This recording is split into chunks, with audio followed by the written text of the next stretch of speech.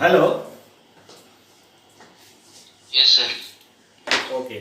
17, 15. You are connected now. Surface integral. Uh, our next topic is what? Surface integral. Okay. So इसके बाद एक class और लगेगा तो ये यूनिट कंप्लीट करेंगे तब, है ना. So surface integral, vector integration. So last time we have already discussed about Green's theorem and also line integral. Line integral means along a curve. In 3D curve maybe plane curve. Okay. So now surface integral. Actually surface integral is what? Extension of double integral in a curved surface. Because in the double integration we are taking a region plane surface is there. Double integration जब करते हैं ना plane surface रहता है. So now suppose we are taking surface in 3D में कोई surface लेंगे ना तो उस सरफेस के ऊपर इंटीग्रेशन करना है. Okay. Surface integral that is any integral which is evaluated over a surface is called surface integral. Just like a integral taken along a curve, along a closed curve is called line integral. Here integral over a surface is called surface integral. Here double integration is what? In plane surface there is a region and over that region we have to do integrate as a double integration. Either in either plane means xy plane, yz plane, zx plane, किसी भी plane में हो सकता है. Okay, two variables will be there. Curved surface in 3D space having three variable x, y, z. Okay, so same type का definition है यहाँ भी. वहाँ क्या करते थे डबल इंटीग्रेशन में प्लेन एरिया जो होता था उसको वर्टिकल लाइन से डिवाइड करके रेक्टेंगुलर पोर्शन बनाते थे. एलिमेंट्री रेक्टेंगल का एरिया के साथ फंक्शन का इनटू करके सम करके लिमिट लेते थे तो डबल इंटीग्रेशन बनता था. सेम चीज is here, same thing. Okay. So here just we are dividing also surface in number of elementary parts, subdivision of the surface. Take an elementary surface, its area. Here one thing is important that area may be vector area, may be surface area. Scalar area. Scalar area means suppose we are having a surface. Surface का जो elementary part का area है उस area को अगर direction दे देते हैं तो वेक्टर एरिया होता है. और अगर डायरेक्शन नहीं देते हैं स्केलर एरिया को रखते हैं that is scalar area. Suppose we are having a surface in 3D space. 3D space में सरफेस मींस इक्वेशन किस टाइप का होता है? सरफेस का इक्वेशन होता है z equals to fxy.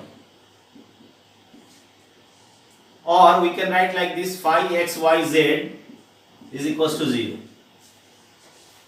Hello, याद आ रहा है तुम लोगों को? जस्ट IT स्टूडेंट हो ना? In the last semester you know in 3D space surface means what? Mathematically z is a function of two variable, that is here three variable are connected, triplet is there x y z. So from this relation we can write a relation between x y z equal x y z. This is the function of three variable. It represent a surface, curved surface, maybe plane surface, maybe equation of plane. Function of three variable represent a surface in 3D space. Okay. तो पिछले बार सब लोगों ने पढ़ा है ना curl.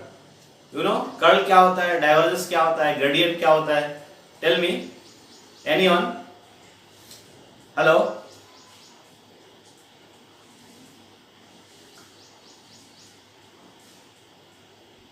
Hello, tell me anyone know about divergence, gradient, curl? Hello hello, किसी को पता है तो बोलो. हेलो,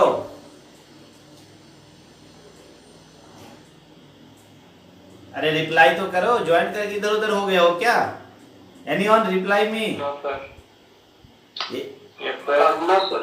एक ही जन आवाज करते हो यार, कितने सारे लोग हो तुम लोग, बात तो कर सकते हो, जो पूछ रहा हो ये बोल सकते हो कि नहीं?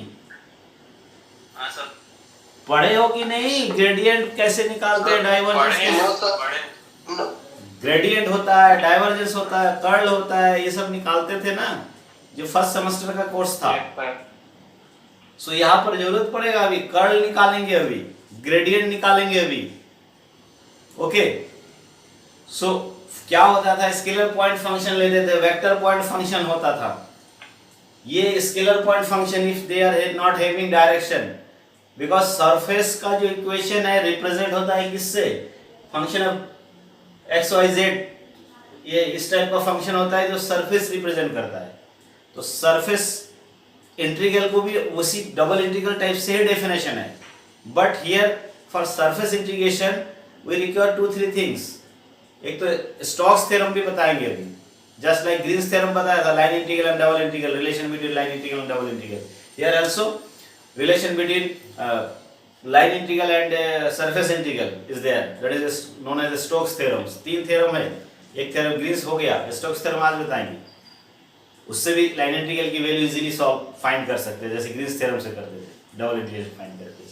So here surface means function of 3 variable x y z in space, same as a double integration we can define surface integral। Okay, surface integral का डेफिनेशन क्या है, वो प्लेन सरफेस लोगे तो डबल इंटीग्रेशन बन जाएगा, कर्व सरफेस लेंगे तो फिर डिफरेंस आएगा। तो okay, so here suppose we are having a surface, suppose कोई सरफेस है अपने पास, सरफेस मींस देखो मैंने ऐसे बनाया, ओके 2D प्लेन में तो ऐसे दिखेगा कि एक बाउंड्री लगा हुआ है, एक रीजन है हुआ। ओके, सरफेस बनाएंगे तो 3D में सरफेस है, suppose we are having this type of surface. ये जो मैंने स्टडीड किया ना, इसका मीनिंग ये है कि ये सरफेस है, कर्व सरफेस। ओके, जैसे कर्व सरफेस का 3D में कर्व सरफेस मींस इस टाइप के, प्लेन नहीं है, curve surface. So suppose this is a curve surface in 3D space. Okay, then we can also divide this total surface S, suppose this is S is the curved surface, and this surface can be divided also as, suppose this is our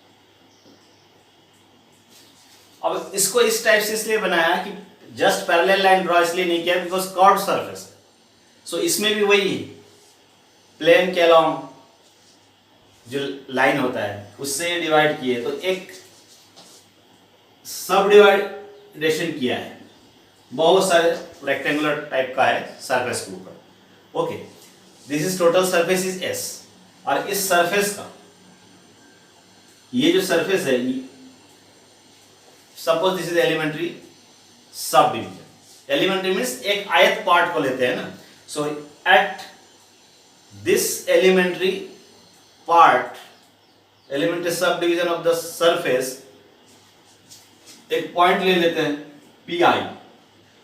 you know point means what, surface के ऊपर जितने सारे points है, हर एक point पे एक function define है, वेक्टर पॉइंट फंक्शन, उसी वेक्टर पॉइंट फंक्शन का सरफेस इंटीग्रल होने वाला है। Okay, so suppose P I is the point at the elementary subdivision of surface, और इस elementary subdivision of surface का जो surface area that is delta S. Delta S is the area of the subdivision, elementary subdivision of the surface area, ये delta S. Now delta S scalar area है।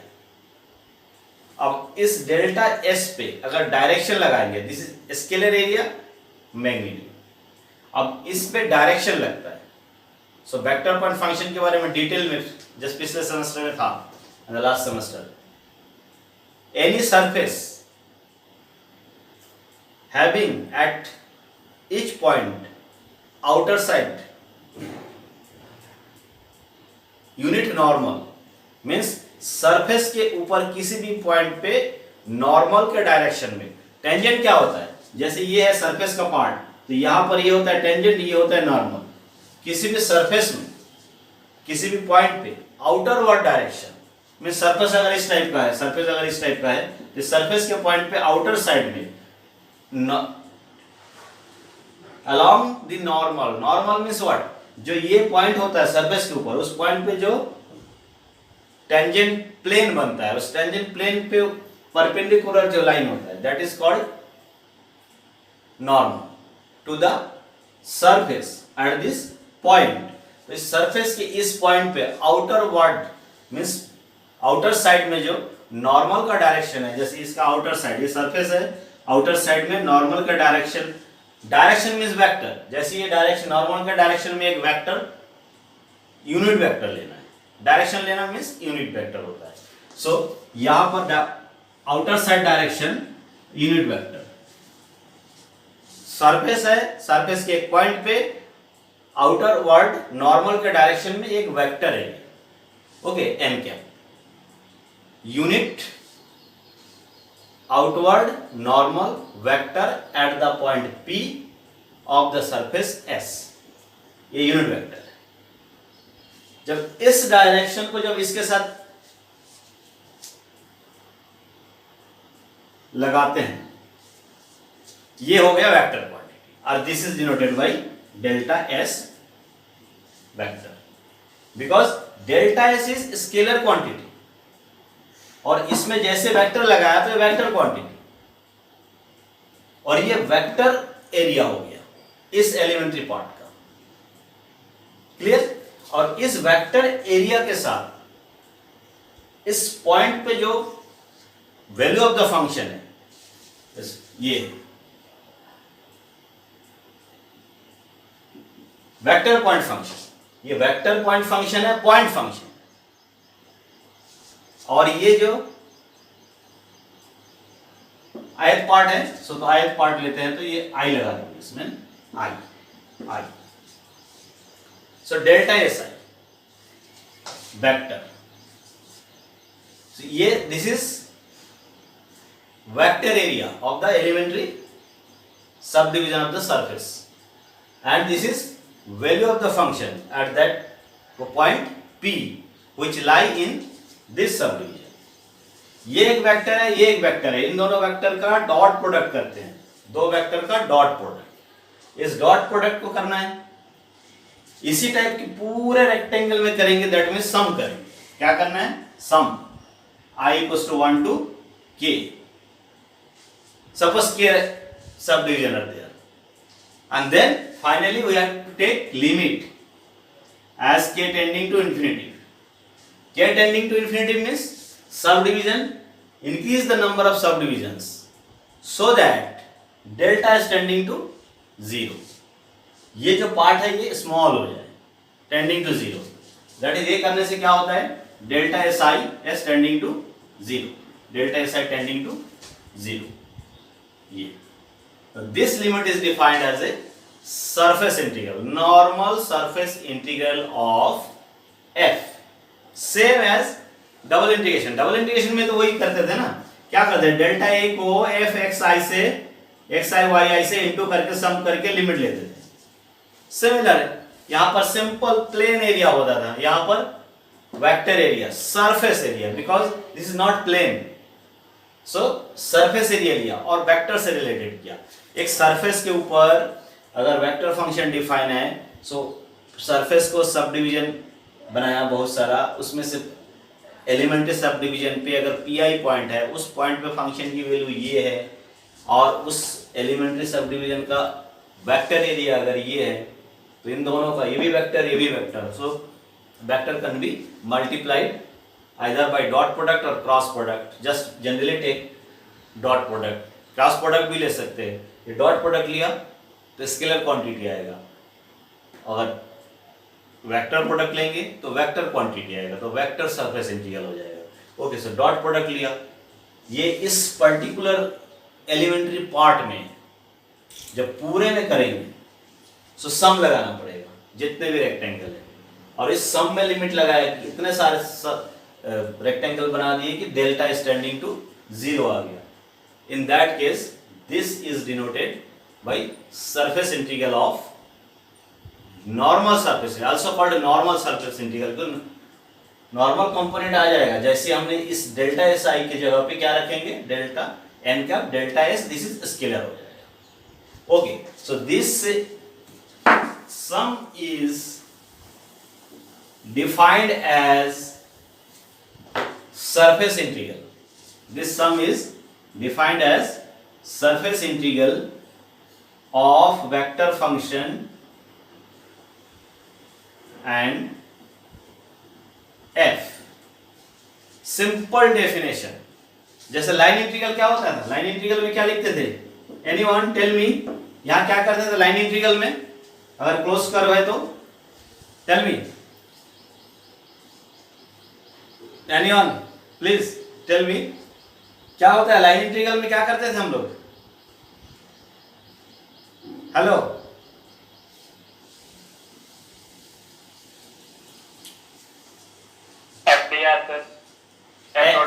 F dot D R, good. भाई class attend कर रहे हो, मैं सबको बोला था कि 1 से 1.5 घंटा क्लास अच्छे से अटेंड करना है, रिप्लाई करो ना, पूछ रहा हूँ हाँ ना ये तो बोलोगे तब तो समझ आएगा, पढ़ रहे हो नहीं चालू करे कहीं भी घूम रहे हो, ऐसा थोड़ी है। अब पढ़ा रहा हूँ एकदम डायरेक्ट, दिख भी तो रहा है, ऐसा तो नहीं है कि नहीं दिख रहा है, विजिबल है ना अच्छे से, हेलो, यस सर, ओके।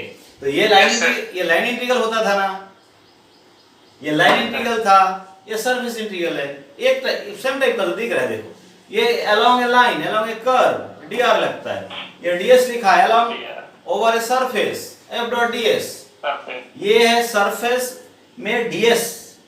ये जो 3 इंटीग्रल है ना, line integral, surface integral, volume integral, सबसे टफ रहता है सरफेस इंटीग्रल की वैल्यू फाइंड करना, वॉल्यूम इंटीग्रल और सिंपल है, triple integral. Yes tell me sir, ये इंटीग्रेशन के साइन में ये सर्कल क्या डिनोट करता है? ये दिस इज क्लोज्ड कर्व क्या है अलोंग, अगर ये कर्व क्लोज्ड है तो क्लोज्ड कर्व के लिए करते हैं ना, वैसे ओपन रख देते हैं, अगर ये ओपन कर्व होगा तो ओपन कर्व होगा, ये लगाया तो क्लोज्ड कर्व के लिए होता है। ओके, सो ये तो लाइन इंटीग्रल हो गया। यहां पर जो f डॉट ds है, इस जगह पे देखना है, देखो सरफेस इंटीग्रल बहुत इंपॉर्टेंट पार्ट है, ये जो वेक्टर इंटीग्रेशन है ना, इसका सरफेस इंटीग्रल मेन है, बिकॉज इसमें 2-3 चीज निकालना पड़ता है। एक तो वो जो n है, वो n को निकालना है, n के लिए तो ग्रेडियंट की जरूरत पड़ेगी। सो सॉल्व कर लो, सिंपल है, क्वेश्चन जल्दी सॉल्व हो जाएगा। f dot ds that means s जो है ना सरफेस है, कर्व सरफेस है 3D में। ओके, तो ये ds मींस एलिमेंट्री पार्ट का वेक्टर एरिया है, वेक्टर एरिया। सो क्या हो रहा है, ये वेक्टर है, ये भी वेक्टर है, डॉट प्रोडक्ट किया और इंटीग्रल s लिखा, 1s लिखा, इंटीग्रल लिखा हूं, but single integration not, this is single integration.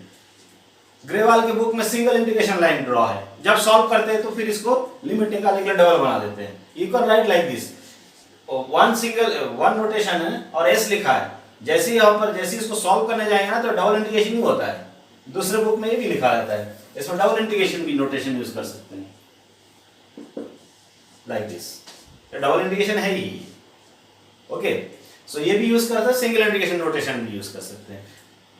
अब this is known as what, normal surface integral, जैसे वो टेंजेंटियल लाइन इंटीग्रल होता था, यहां पर ये normal surface integral of vector point function f over the surface s। अब यहां पर भी बताया था ना कि ds equals to what, vector को फॉर्म में अगर उसको ऐसा डिनोट करें, ds equals to n cap ds। अब ये स्केलर पार्ट हो गया ये, और n कैप जो डायरेक्शन दिया, ये वेक्टर है, इसका डायरेक्शन n कैप है, और ये ds स्केलर पार्ट हो गया। इसको इस फॉर्म में भी लिख सकते हैं अपन, तो this is also written as like this, as f dot n cap ds. ये जो एन कैप डीएस है, डीएस के प्लस पे एन कैप डीएस रखा, सो ये वेक्टर है, ये वेक्टर है, तो ये दोनों का डॉट प्रोडक्ट होता है। और ये डीएस की वैल्यू निकालना, दैट इज मेन थिंग। जब भी हम सरफेस इंटीग्रल करेंगे ना, how can we find the value of ds? एक तो एन कैप निकालना पड़ेगा, सरफेस इंटीग्रल को सॉल्व करना है। जैसे लाइन इंटीग्रल को सॉल्व करते हैं, कर्व दिया रहता था, यहां पर सरफेस इंटीग्रल सॉल्व करना तो सरफेस गिवन रहेगा, सरफेस गिवन रहेगा। उस सरफेस से क्या होगा, सरफेस के ऊपर एक फंक्शन डिफाइन होगा, पहले एफ गिवन रहेगा, और उस सरफेस के इक्वेशन से ही एन कैप निकलेगा। सो इसको फाइंड करना पड़ेगा, ये गिवन रहता है, इसको फाइंड करना है, और फिर इसको भी फाइंड करना है। इसको फाइंड करने का मतलब है डबल इंटीग्रेशन करना, प्रोजेक्शन लेके फिर होगा। ओके, सो ये क्या है, normal to the surface at a point in the direction of outward side to the normal. Normal का डायरेक्शन, नॉर्मल का डायरेक्शन में रहता है, आउटर साइड के डायरेक्शन में है, नॉर्मल के डायरेक्शन में है ये n cap. So it is called normal surface integral, or also you can say only surface integral. Normal surface integral of vector point function f over surface S. Normal surface integral of f over S, surface के ऊपर integration हो रहा है। Normal you can say only surface integral also. So ये this is the definition. ये ऐसा भी अगर लिखा है तो ऐसा लिखना पड़ेगा, फिर इसी से सॉल्व होगा। सॉल्व करने का मतलब होगा एक डबल इंटीग्रेशन ही सॉल्व होने वाला है। इसमें क्या होना है, एफ गिवन रहेगा, एन कैप को अभी हम निकालेंगे, डीएस को भी हम निकालेंगे, सब जब ये दोनों वेक्टर आ जाएगा तो dot product, you can do dot product, dot product करेंगे तो स्केलर बन जाएगा। ओके, एक्स वाई जेड से रिलेटेड हो जाएगा, और डीएस की वैल्यू भी आइदर किसी दो में कन्वर्ट होगा, या तो एक्स वाई में, या तो वाई जेड में, या तो जेड एक्स में कन्वर्ट होगा। So how can we find the value of this element delta S ds, ये देखना है, और एन कैप कैसे फाइंड होता है, तो सरफेस इंटीग्रल आएगा फिर। ये है वेक्टर फंक्शन। ओके, नाउ ये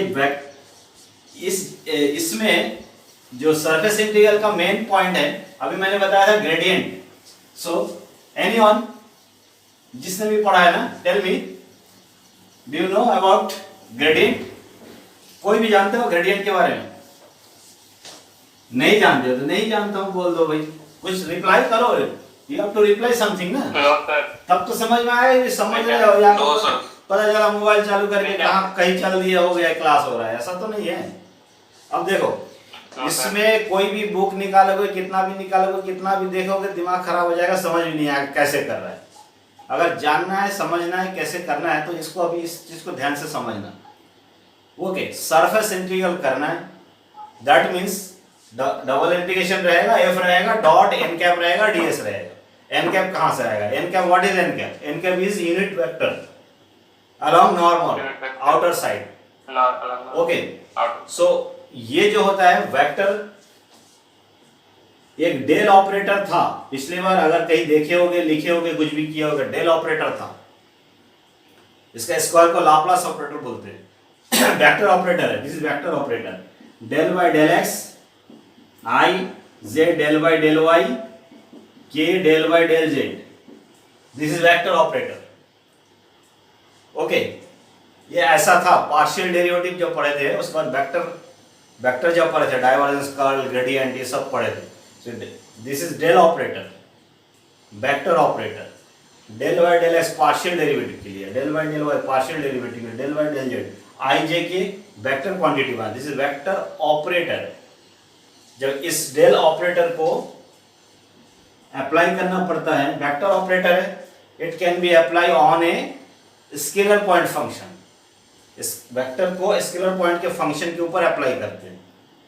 वेक्टर के ऊपर भी अप्लाई होता है, उसमें क्या लगाना पड़ता है? Dot product. बट सिंपल, जैसे D by D x differential operator, इसको मैं किसके ऊपर अप्लाई करता है, फंक्शन के ऊपर, क्या बनता है dy बाई dx। ये सिमिलरली ये भी डिफरेंशियल ऑपरेटर है, पार्शियल डिफरेंशियल ऑपरेटर, बट ये कनेक्टेड है, ये 3D में है, एक्स वाई जेड में, 2D लोगे कोई दो आएगा, एक्स वाई या वाई जेड या जेड एक्स आएगा, किसी प्लेन में होगा तो। सो दिस वेक्टर ऑपरेटर, इस वेक्टर ऑपरेटर को अप्लाई करते हैं वैसे जिसे ऑपरेटर को फंक्शन के ऊपर अप्लाई करते हैं, it is also applied on a function, scalar point function also and vector point function also. जब वेक्टर पॉइंट फंक्शन के ऊपर अप्लाई करते हैं तो डॉट लगा के अप्लाई करेंगे अगर, तो इसको बोलते हैं डाइवर्जेंस ऑफ एफ। और जब इसको इस वेक्टर के ऊपर अगर क्रॉस प्रोडक्ट लगे अप्लाई करेंगे तो ये बनता था कर्ल एफ डाइवर्जेंस एफ, ये होता था। जब when we apply this vector operator del operator on scalar point function, scalar point function means वही होता है phi x y z, so del phi, ये इसमें कुछ नहीं लगाना है, यहां पर सीधा स्केलर पॉइंट फंक्शन को इसके ऊपर अप्लाई कर देना है।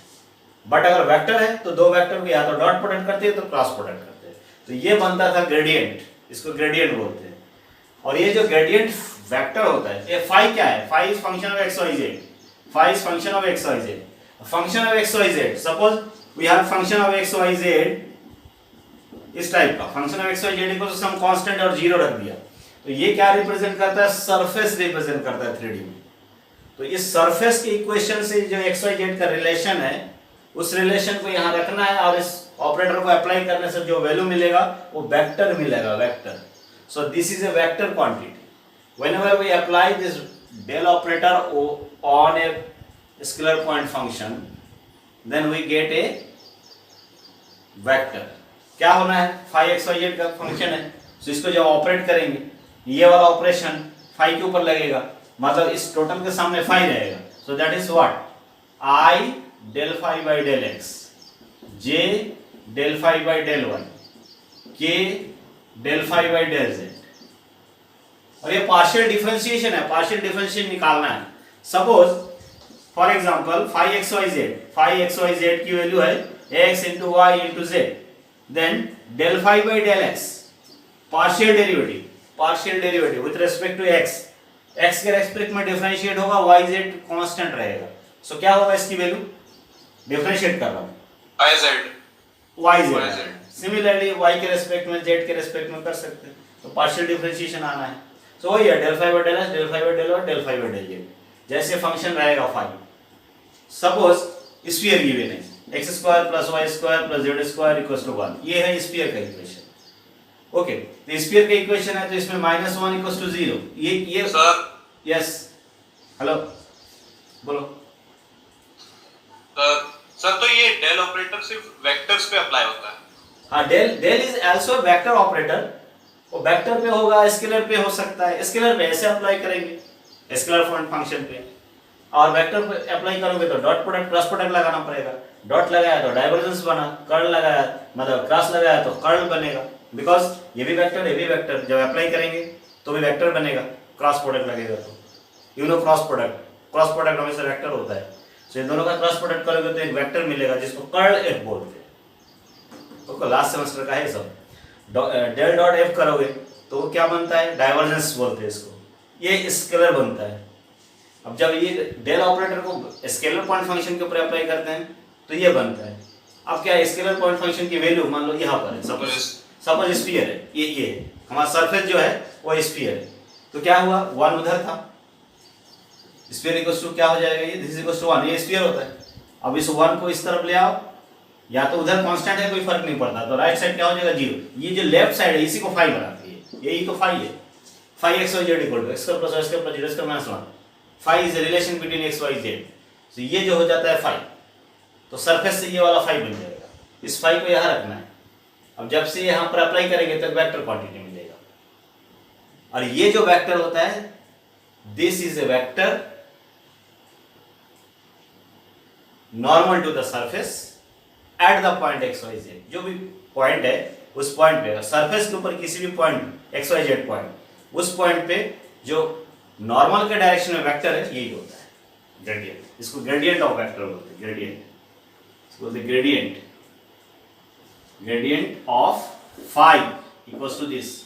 तो डेल फाई जो होता है, डेल फाई, ये जो डेल फाई हम अभी यहाँ लिख रहे हैं, del phi, this is what, gradient of scalar point function. Scalar point function कहाँ से बना, सरफेस से बना। तो ये जो होता है, this is a vector along the normal to the surface at any point। Surface के किसी पॉइंट पे नॉर्मल के डायरेक्शन में जो वेक्टर होता है। सर तो अगर एक सरफेस पे सर अगर कोई सरफेस पे कोई भी एक पॉइंट ले लें और उस पे ये अप्लाई करेंगे टेल, हाँ। तो उसका नॉर्मल मिलेगा।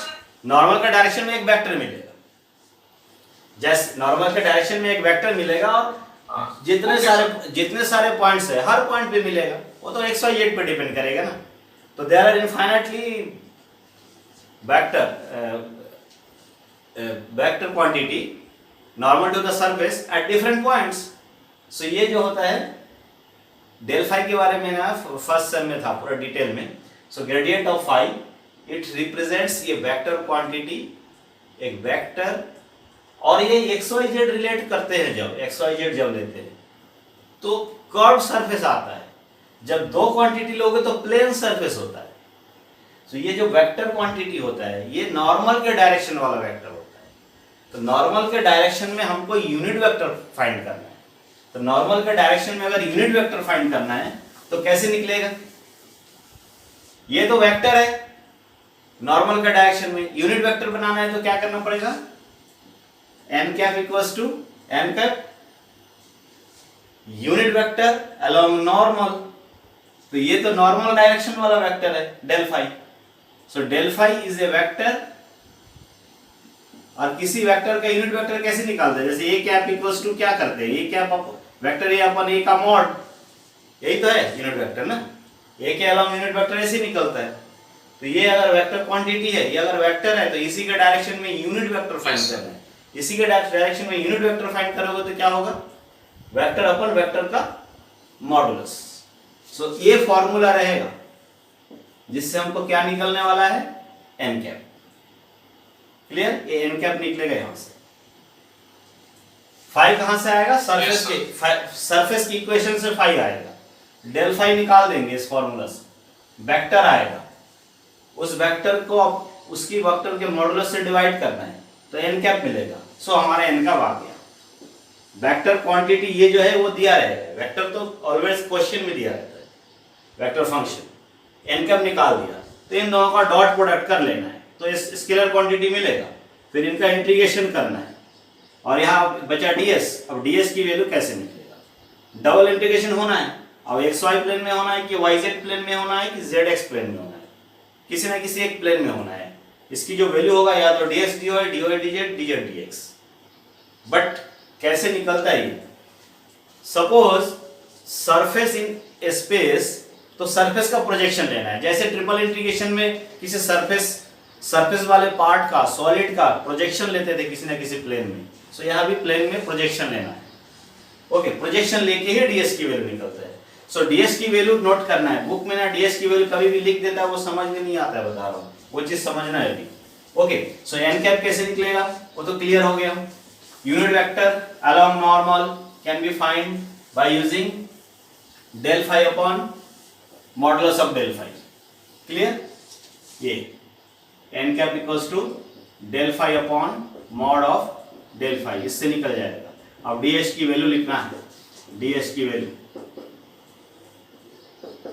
ओके, ds की वैल्यू जो निकलेगा अब वो कैसे निकलेगा, सपोज सरफेस वाला जो पार्ट है सॉलिड रहेगा, जो भी रहे, जो भी सरफेस गिवन है उस सरफेस का प्रोजेक्शन इन 3D में स्पेस में सरफेस है। सो सरफेस का प्रोजेक्शन फॉर एग्जांपल सपोज ये है और यहां पर एक हाफ सर्कुलर पार्ट है सपोज। तो ये हाफ सर्कुलर पार्ट है, ये इसके क्या लिखा है, हाफ स्फीयर का half portion, surface of the sphere, half sphere. तो हाफ स्फीयर का जो सरफेस है उस सरफेस अगर इस टाइप से है, यहाँ पर अगर ये y एक्सिस है, ये x एक्सिस है और ये z एक्सिस है, तो इसका प्रोजेक्शन जनरली इजी कहां पर लेने पे बनेगा, नीचे वाले प्लेन पे। और अगर ये सरफेस ऐसा ना हो कि सरफेस अगर ऐसा रहे, इस टाइप का है, इस टाइप का सरफेस है, तो इस सरफेस का प्रोजेक्शन किस प्लेन में ठीक रहेगा? जेड एक्स प्लेन में। तो एज गिवन सरफेस, जो भी सरफेस रहेगा उस सरफेस का प्रोजेक्शन लेना है जस्ट परपेंडिकुलरली, ऑर्थोगोनल प्रोजेक्शन बोलते हैं। जैसे इसका प्रोजेक्शन इधर ले सकते हैं, अगर ऐसा सरफेस दिया है तो इसका प्रोजेक्शन इधर ले सकते हैं, तो परपेंडिकुलर प्रोजेक्शन लेना है। सपोज ये सरफेस है और अपना एक्सिस ऐसा है, ये जेड एक्सिस है, ये वाई एक्सिस है और ये एक्स एक्सिस है। ओके, ये अगर सरफेस है और इसका प्रोजेक्शन लेना है, जनरली इसका प्रोजेक्शन हम कैसे लेंगे? अभी इसका प्रोजेक्शन इस प्लेन में भी ले सकते हैं, इस प्लेन में भी ले सकते हैं। ओके, सो उधर वाले प्लेन में भी ले सकते हैं। This is x axis, this is y axis, this is z axis. तो इसका प्रोजेक्शन लेना है नीचे वाले प्लेन में। नीचे वाले प्लेन में प्रोजेक्शन जैसे लेंगे ना, वो कैसा बनेगा? बिल्कुल 3D में जैसे लिमिट निकालते थे ना, उसी स्टाइल में है। ओके,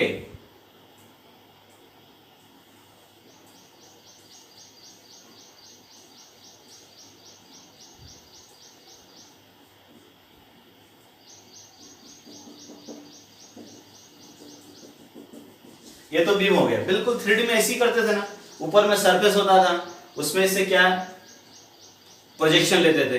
तो ये ऊपर जैसा भी सरफेस है उसका प्रोजेक्शन नीचे आएगा। इसका प्रोजेक्शन नीचे आया तो प्रोजेक्शन मींस सपोज यहाँ सर्कुलर पार्ट है तो नीचे प्रोजेक्शन में एक सर्कल ही बनेगा, रेक्टेंगुलर पार्ट है तो नीचे रेक्टेंगल बनेगा। सो नीचे वाला जो प्रोजेक्टेड पार्ट है ये प्लेन पे है, उस प्रोजेक्टेड पार्ट से ही लिमिट निकले, वैल्यू आएगा किसका? डीएस का। Ds, what is ds? Area of elementary subdivision of the surface. इसका पार्ट ये तो सरफेस पे है, बट इसका जब प्रोजेक्शन यहां पर देखेंगे तो वो तो एक प्लेन में होगा, तो इस पार्ट का एरिया लेना पड़ेगा। यहां एलिमेंट्री पार्ट कैसे बनेगा? ये अगर वाई एक्सिस है और ये अगर एक्स एक्सिस है तो ये वाला एलिमेंट्री पार्ट का एरिया क्या बनना है? डीएक्स डीवाई, डीएक्स डीवाई बनना है। किसके अलावा प्रोजेक्शन आया है? परपेंडिकुलरली प्रोजेक्शन लिया जेड के अलावा में। ओके, और इस सरफेस के आउटरवर्ड डायरेक्शन जेड एक्सिस के डायरेक्शन में होना है। प्रोजेक्शन ऐसा गया, अब यहां पर जो ये आया प्रोजेक्टेड पार्ट, ये प्लेन में है और जेड एक्सिस का डायरेक्शन ये, इसका डायरेक्शन में यूनिट वेक्टर क्या होता है? के, और इसके डायरेक्शन में आई, और इसके डायरेक्शन में जे। पॉजिटिव डायरेक्शन पॉजिटिव के, नेगेटिव डायरेक्शन नेगेटिव के, उधर पॉजिटिव डायरेक्शन जे तो इधर नेगेटिव डायरेक्शन माइनस जे, इधर आई उस तरफ माइनस आई। ठीक है, तो प्रोजेक्शन लेना है, प्रोजेक्टेड पार्ट से ही डीएस की वैल्यू निकलेगा, dx dy। If we take orthogonal projection of the surface on xy plane, so ds की वैल्यू क्या होना है? dx dy divided by, just remember it, divided by, इस डायरेक्शन में k है, so n cap dot k, ये use करना है। मतलब यहां क्या हो जाएगा फिर? अगर इसी पैटर्न में लिखना है, ये कौन सा पैटर्न है? प्रोजेक्शन लिया एक्स वाई प्लेन में, तो डीएस की वैल्यू क्या होगा? डीएक्स डी वाई, और नीचे क्या आएगा? एक्स एंड वाई, ये दोनों डायरेक्शन को ना लेके जेड वाले डायरेक्शन में जो के होता है, के का यहाँ कैप करना है। किसके साथ? वो एन के साथ। So DS equals to what? When we take projection on the X Y plane, तो डीएस की वैल्यू क्या होना है? DX D Y upon X Y plane में डीएक्स डी वाई, डिवाइड किससे करना है? Modulus of N cap dot K cap. K कहां का डायरेक्शन है? इस प्लेन के परपेंडिकुलर डायरेक्शन के। अगर वाई जेड प्लेन में लेते हैं, किस प्लेन में लेते हैं? वाई जेड प्लेन में प्रोजेक्शन, तो क्या बनेगा यहां पर? D y d z upon modulus of this. Tell me, बोलो तुम लोग में से कोई बोलो क्या होना है यहां पर? डीएस, बस राइटिंग मेथड सीख लेते हैं यहां पर। N cap dot i cap, N cap dot a y z है तो आई लेना है, आई कैप। यहां पर n cap dot j j ये भी यूनिट वेक्टर है, ये भी यूनिट वेक्टर है, इन दोनों का डॉट प्रोडक्ट करके मॉडुलस वाला वैल्यू यहाँ रख देना है। ये जेड प्लेन में प्रोजेक्शन लिया, ये एक्स वाई ये वाई जेड प्लेन में प्रोजेक्शन है और ये एक्स वाई प्लेन में प्रोजेक्शन है। तो सबसे पहले एन कैप निकालना है, फिर डीएस निकालना है प्रोजेक्शन लेके। डायग्राम में समझ में आ जाएगा कहाँ प्रोजेक्शन लेना है। उस प्रोजेक्शन पार्ट में जो भी डायग्राम बनेगा उस डायग्राम से ही लिमिट निकलेगा किसका, जैसे डीएक्स डी वाई लिया तो एक्स वाई का लिमिट लेगा, डबल इंटीग्रेशन हो जाएगा। वाई जेड में लिया तो वाई जेड का लिमिट निकलेगा, जेड एक्स में हुआ तो जेड एक्स का लिमिट निकलेगा और डबल इंटीग्रेशन हो जाएगा। बिकॉज यही तो इंटीग्रेशन है अपना, ये है एस है एफ और डॉट एन कैप, ये तो निकल गया, स्केलर क्वांटिटी आ जाएगा। फिर डी यहाँ डीएक्स डी वाई अगर आया, नीचे भी एन कैप डॉट किया आया, ये भी सॉल्व हो गया, ये भी सॉल्व हो गया, डीएक्स डी वाई बचा। ये यहाँ पर अब क्या आ जाएगा, ये रीजन आ जाएगा, नीचे वाला रीजन जो भी प्रोजेक्टेड रीजन है। उस रीजन से फिर कोई 2D में जो करते हैं वर्टिकल या हॉरिजॉन्टल स्ट्रिप लेके एक्स वाई का लिमिट यहाँ पर रख देना है और इंटीग्रल को सॉल्व कर देना है।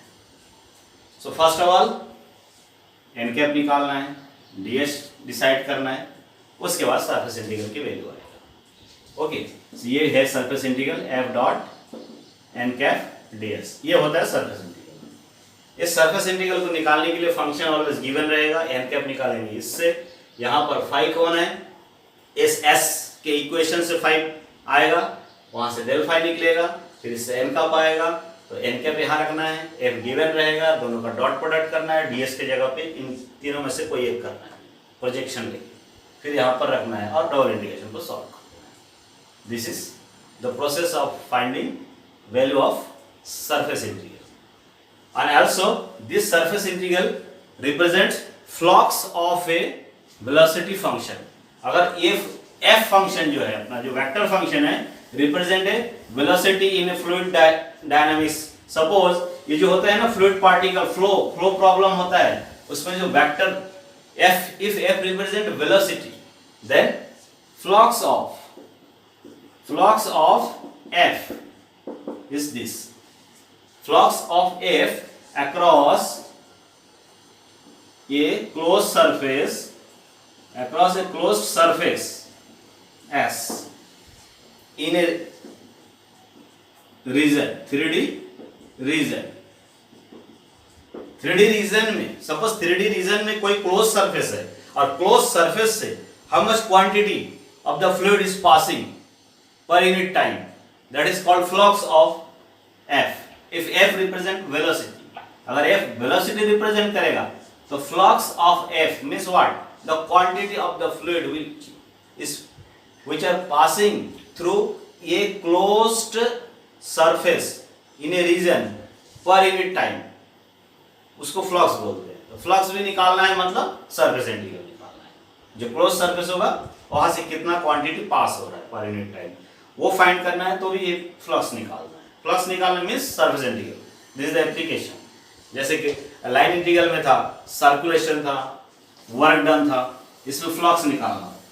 ओके, सो अभी एक क्वेश्चन सॉल्व करते हैं तो समझ में आ जाएगा सरफेस इंटीग्रल कैसे सॉल्व होता है। ओके, सो टेक ये question related to surface integral. ये क्या, ये लॉन्ग टॉपिक है ना, इसमें समय लगता है क्वेश्चन सॉल्व करने में। ओके, सो सी क्वेश्चन दिख रहा है, हेलो क्वेश्चन आप इधर देखो, अंडरस्टैंडिंग पार्ट मेन है, क्वेश्चन तो बहुत सारे हैं, लॉन्ग क्वेश्चन है सब। जैसे लाइन इंटीग्रल सॉल्व करते थे, लाइन इंटीग्रल थोड़ा टाइम लगता है सॉल्व करने में ना।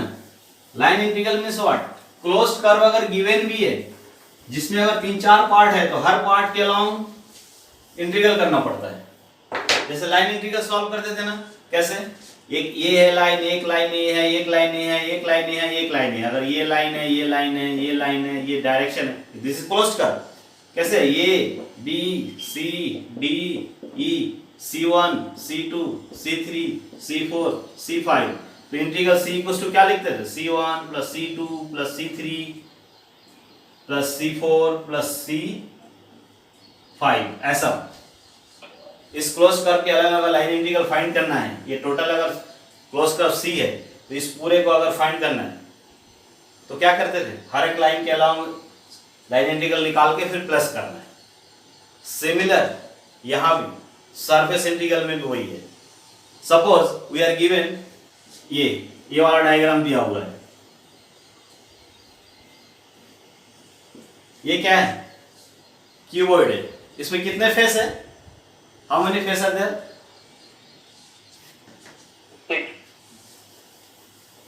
6 फेस है ना।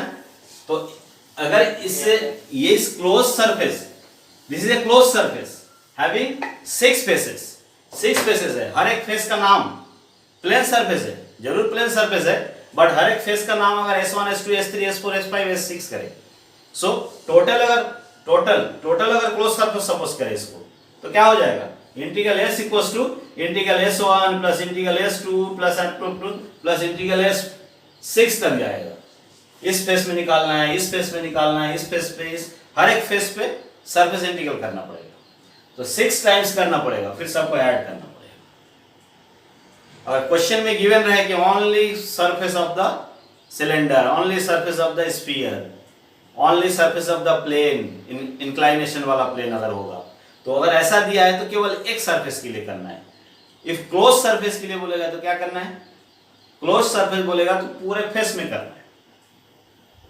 Okay, so in this part question, S is the closed surface.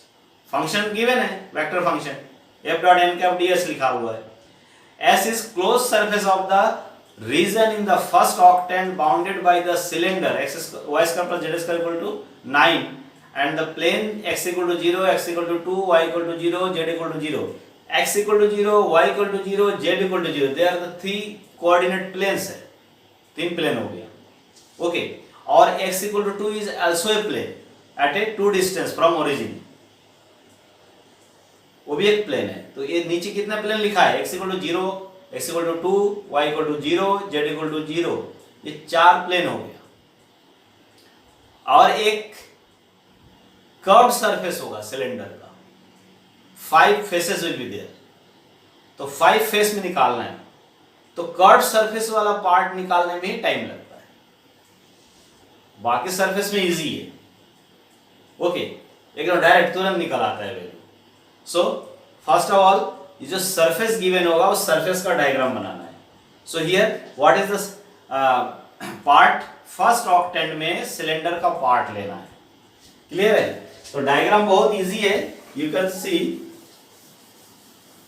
कैसा पार्ट होगा, यू कैन फील इट ना, फील कर सकते हो ना किस टाइप का डायग्राम होने वाला है। हेलो, एक सिलेंडर है, फर्स्ट ऑक्टेंट का पार्ट लेना है।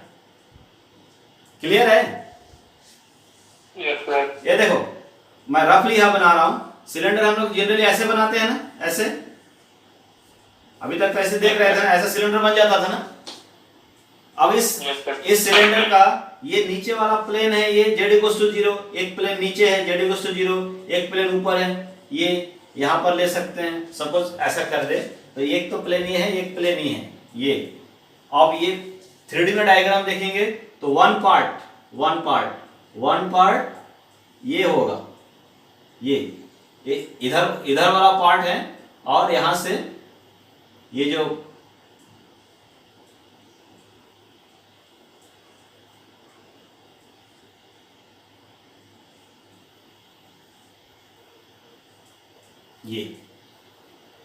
ये जो पार्ट बनाया ना मैंने, ये जो पार्ट बना है, ये मतलब ये वाला पार्ट ऐसा,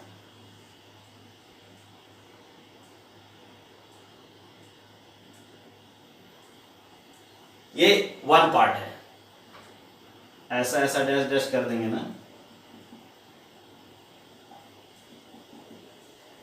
फर्स्ट ऑक्टेंट मींस व्हाट, ऊपर में 4 पार्ट होता है, नीचे 4 पार्ट होता है, ऊपर का 4 पार्ट में से एक पार्ट है ये साइड वाला, ये 4 पार्ट्स।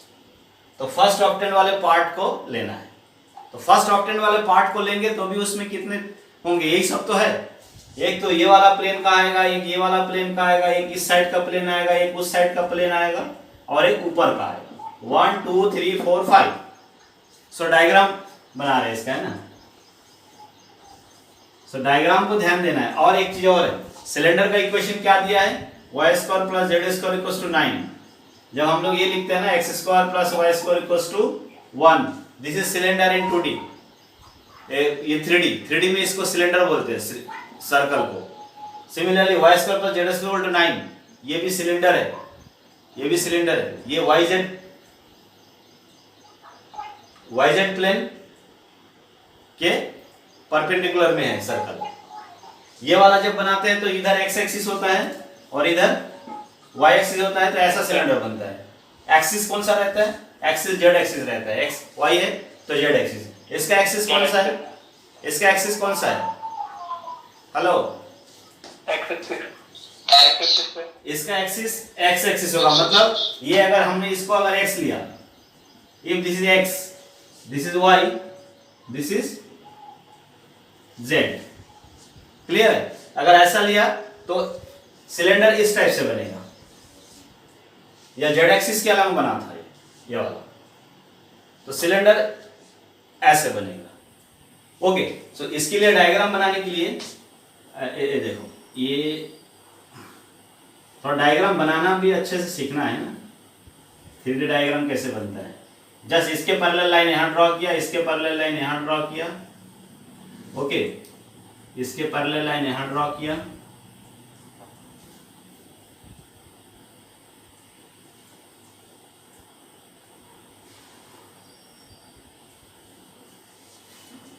इसके पैरेलल लाइन यहाँ ड्रॉ किया, क्योंकि सिलेंड्रिकल पार्ट है ना, तो सिलेंड्रिकल पार्ट में ये बनेगा। इसको थोड़ा सीधा बनाए, ये ओके, और इसमें जस्ट ये वाला पार्ट ही बनेगा, एक पार्ट और इधर बनना है। हाँ ठीक, इस टाइप से बनना है, बिल्कुल इसी टाइप का।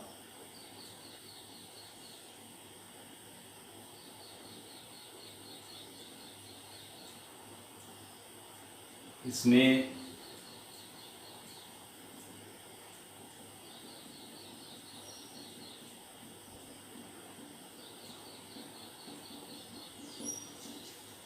ये जो प्लेन बनाया मैं, ये जेड प्लेन वाला साइड है, और ये जो पार्ट है, this part is what, curved surface वाला पार्ट है सिलेंडर का। ओके, और ये जो सरफेस है, ये नीचे वाला, ये कौन सा पार्ट है, एक्स वाई प्लेन वाला साइड है। एक्स वाई प्लेन वाला side, see z equals to 0 is also given there, z equals to 0, तो z equals to 0 यहां पर है, यहां पर z equals to 0, you can write also here z equals to 0। यहां पर क्या है, y equals to 0। यहां पर ये वाले प्लेन में क्या है, इधर वाले में x equals to 0। ये जो प्लेन है, ये वाला प्लेन, ये वाला प्लेन, ये है x equals to 2। ये जो डिस्टेंस है ये 2 है, दिस डिस्टेंस से। ये जो डायग्राम बना है ना, ये डायग्राम क्या है, ऐसा एक सिलेंडर है, उसका फर्स्ट ऑक्टेंट वाला पार्ट है, ये सेम पार्ट इस तरफ है, उसके नीचे है, उसके उस तरफ भी है, तो 4 पार्ट इस तरफ है, 4 पार्ट उस तरफ है, 8 पार्ट होता है। तो फर्स्ट ऑक्टेंट का पार्ट ये है, this is the first octant part. इस सरफेस के ऊपर सरफेस इंटीग्रल करना है। तो how many surface are there, कितना सरफेस है यहाँ पर, हेलो, ये तो वो हो गया ओरिजिन, ये हो गया A, okay, this is B, this is C, this is C, this is D, this is E. 5 faces ना।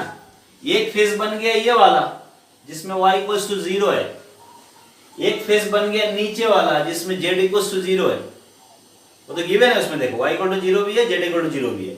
एक फेस उस तरफ वाला है, सर्कुलर क्वाड्रेंट है ये, सर्कुलर क्वाड्रेंट, ये जो है वो बी सी, ये वाला पार्ट वो yz प्लेन पे, yz प्लेन पे सर्कुलर पार्ट है, क्वाड्रेंट ऑफ ए सर्कुलर, एक सर्कल का क्वाड्रेंट है, उधर वाला सेम क्वाड्रेंट टू डिस्टेंस पे है, parallel to y z plane, y z के प्लेन के पैरेलल टू डिस्टेंस पे ये वाला, ये जो सर्कुलर क्वाड्रेंट है यहाँ पर, this is x equals to 2 plane है, ये यहाँ पर x की वैल्यू 2 है सर्कुलर क्वाड्रेंट में।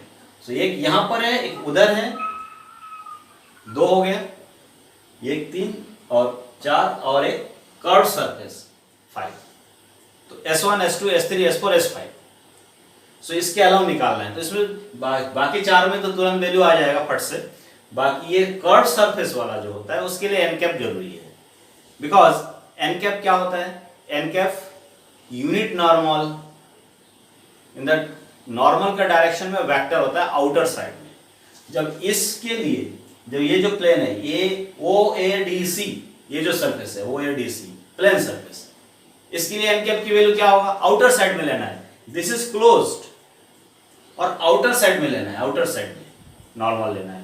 तो इस प्लेन के आउटर साइड में नॉर्मल मींस वो जो सरफेस है, प्लेन सरफेस है तो परपेंडिकुलर डायरेक्शन में होता है, तो ये इसके इधर वाला डायरेक्शन कौन सा होगा, एन कैप। एन कैप जो लेना है ना इस प्लेन के लिए, इस तरफ के डायरेक्शन में, y के नेगेटिव साइड है, इधर क्या होता है, j होता है, और इधर क्या होता है, k, और इस तरफ i।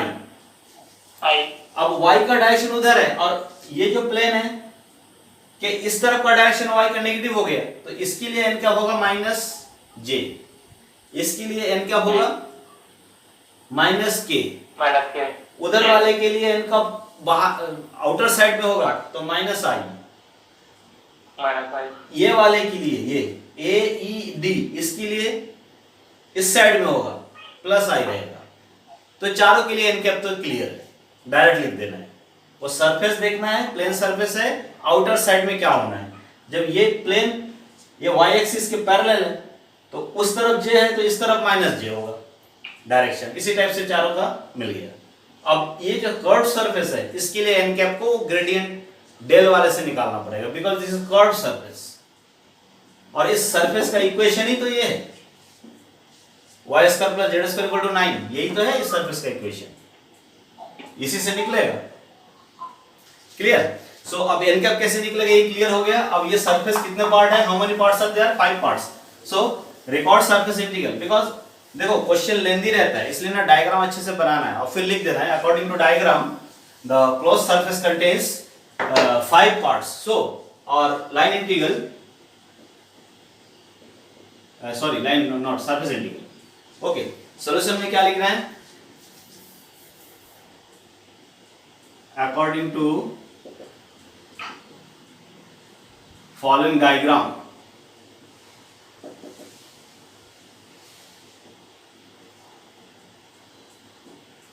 required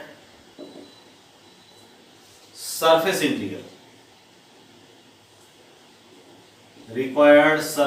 integral is given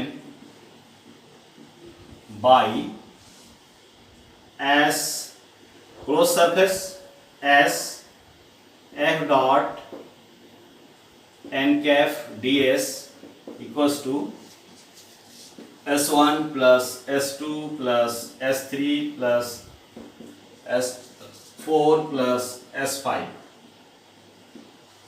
अब S5 S1 S2 S4 3 अगर ये नहीं लिखना है तो यहाँ पर S1 की जगह पे लिख लेते हैं, क्या लिख लेते हैं, S1 की जगह पे ये लिख ले, एक बार इसको लिख ले, उधर वाला ये सब लिखना पड़ेगा, है ना। ये S1 S2 S3 हमने नाम नहीं दिया यहाँ पर, अगर नाम देना है तो दे सकते हैं, नहीं तो डायरेक्ट यहाँ भी लिख सकते हैं। सपोज ऐसा है S1 S2 S3 S4 S5। सो ये जो है इसको S1 ले लेते हैं, ठीक है।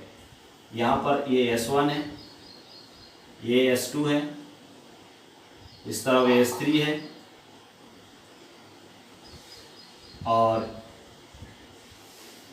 ये S4 है, और ये वाला पार्ट जो है S5 है। समझने के लिए क्या है, ये वाला पार्ट का नाम S1 है, ये वाले पार्ट का नाम S2 है,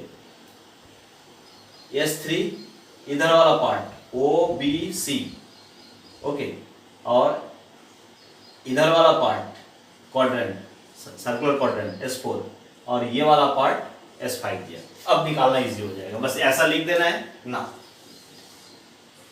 इसमें क्या होता है, ये जो S लिखा है क्लोज कर रहे हैं, सिंगल S लिखा है, ये 5 पार्ट में डिवाइडेड है, सभी में ये भी है, बट ऐसा लिख सकते हो।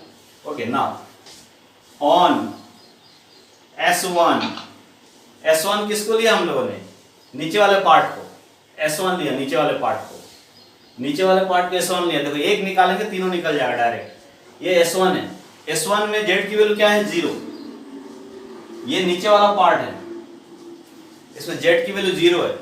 सो on S1 Z equals to 0 है कि नहीं, Z इक्वल्स टू 0 ये प्लेन में, yes sir, Z equals to 0 है। Z इक्वल्स टू अगर 0 है तो dz इक्वल्स टू क्या होगा, dz equals to d0। Therefore integral S1 f dot n cap, f क्या है, f is given, see 2x square y I, 2x square y I minus y square j plus 4xz square के dot, यहाँ n cap क्या होगा, यहाँ n cap, इसके लिए n cap किसको लेना है, नीचे वाले के लिए माइनस के, यस सर, नीचे वाले के लिए माइनस के लेना है, ठीक है। जब प्लेन सिंपल होता है ना यहाँ पर, तो ये किस प्लेन में है, xy प्लेन में है। सो ds की वैल्यू क्या होना है, dx dy, xy प्लेन में ds dy होना है। नीचे जो मॉडुलस लिखते हैं, मॉडुलस और n का इनटू क्या होना है, ds के n का इनटू k, n का इनटू k है। बट ये जब ये बिल्कुल सिंपल प्लेन होता है ना, तो लिखने की जरूरत नहीं पड़ता है, वन ही आता है वहां पर। xy के लिए क्या होगा, n कैप डॉट k ना, तो n कैप की वैल्यू तो खुद ही k है यहाँ पर, इसके लिए n कैप की वैल्यू क्या है, माइनस k है ना, n कैप की वैल्यू माइनस k है। तो यहाँ पर k डॉट क्या आएगा, 1 आएगा, इसलिए लिखना नहीं है यहाँ पर, ओके। बट यहाँ पर लिख दिया ये, ओके, क्योंकि यहाँ क्या होता है, f dot n cap, f तो ये लिखा है, n ये लिखा है, n क्या n, और यहाँ पर ds की जगह पे ds dy, बिकॉज इस प्लेन में है, xy प्लेन में है, तो ds dy अपन यहाँ पर भी लिखेंगे n cap dot k, n cap की वैल्यू ही क्या है, k है, मॉडुलस भी लेना है, सो माइनस साइन फर्क नहीं पड़ेगा, k डॉट k 1 होगा, सो 1 होगा, direct you can right it like this. तो इस इंटीग्रल की वैल्यू क्या होना है, सिंपल हो गया ना, this is equals to, sir plus के लिख सकते हैं, यहाँ पर मैं इसको फिलहाल इसको यहाँ पर फिलहाल ऐसे ही लिख देते हैं। अब इसको सॉल्व करो पहले, क्या हो गया, अभी लिमिट रखेंगे ना, n कैप की वैल्यू प्लस नहीं ले सकते हैं, इसकी वैल्यू n कैप की वैल्यू n कैप की वैल्यू प्लस नहीं लेना है ना, आउटर साइड में लेना है ना, आउटर साइड में ये जो क्लोज पोर्शन है नीचे वाला प्लेन के आउटर साइड, ये k का ऑपोजिट डायरेक्शन है ना, इसलिए माइनस के लिए। तो दिस डॉट दिस, देखो ये minus minus plus minus 4xz square, minus 4xz square, इतना ही तो बचेगा ना, और कुछ है रहेगा क्या यहाँ पर, क्योंकि k का डॉट प्रोडक्ट हो रहा है, यहाँ 0 ये वाला बचा बस, और यहाँ पर ये S1 है, ये वाला यही है, और यहाँ पर क्या होगा, ds की वैल्यू अब लिख देते हैं ds dy, ओके। आल्सो यहाँ पर अभी जो लिमिट आने वाला है डबल इंटीग्रेशन का, तो डबल इंटीग्रेशन की वैल्यू लिखने की जरूरत ही नहीं है, क्योंकि यहाँ पर डायरेक्ट सॉल्व हो जा रहा है, ds ही लिखा रहने दो, ac लिखा रहने दो, ds रहने दो, इक्वल्स टू 0। 0 क्यों है, z की वैल्यू 0 है, यहाँ पर इस प्लेन में z की वैल्यू 0 है, तो z की जगह 0 रखेंगे तो 0 हो जाएगा, पूरा 0 आएगा, खत्म। So first integral is equals to 0। f dot n को करना है, ds है, और यहाँ पर हर प्लेन में जो इक्वेशन बन रहा है उस इक्वेशन का यूज करना है, सो 0। सिमिलरली इस प्लेन में S2 में भी 0 आएगा, देखो similarly S2 equals to 0, Similarly, integral S2 f dot n cap ds equal to होना है कि नहीं जीरो। डायरेक्ट लिख दे रहा हूं, देखो f डॉट n कैप करना है। S2 के लिए n कैप क्या होगा? S2 के लिए माइनस जे होगा। अब माइनस यहाँ पर माइनस जे आएगा, यहाँ पर जैसे माइनस जे आएगा केवल जे वाला बचेगा वाई स्क्वायर, और वाई यहाँ वाई की वैल्यू जीरो है तो इसकी वैल्यू भी जीरो होगा। खत्म। ओके, फिर S2 का भी जीरो हो गया, S3 का भी जीरो है। देखो S3 f dot n cap ds equals to f dot n का S3 मींस व्हाट? उस तरफ का क्वाड्रेंट, उसका उस साइड का डायरेक्शन मींस माइनस आई। यहां पर माइनस आई लेना है, यहां पर माइनस आई लेंगे तो ये आई आई क्या दोनों मिलके क्या हो गया? यही वाला क्वांटिटी बचेगा, और इस क्वांटिटी में x की वैल्यू जीरो रखना है, बिकॉज इसके लिए x की वैल्यू जीरो है, yz प्लेन में है वो, yz प्लेन में, तो वहां पर x की वैल्यू जीरो है, वहां पर x की वैल्यू जीरो है, तो ये यहां पर जीरो रहेगा तो वो भी जीरो हो जाएगा।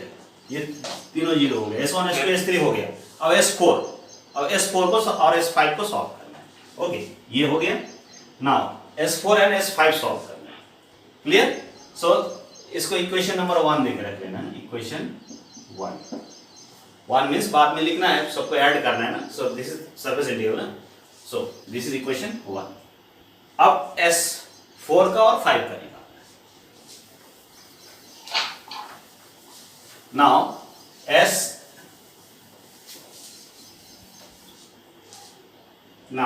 S4 f dot n cap ds equals to, tell me क्या होना है? f dot n cap करेंगे तो direct you can right, f तो गिवन है, f देख लो जो भी गिवन है उसके साथ n cap की जगह क्या आएगा?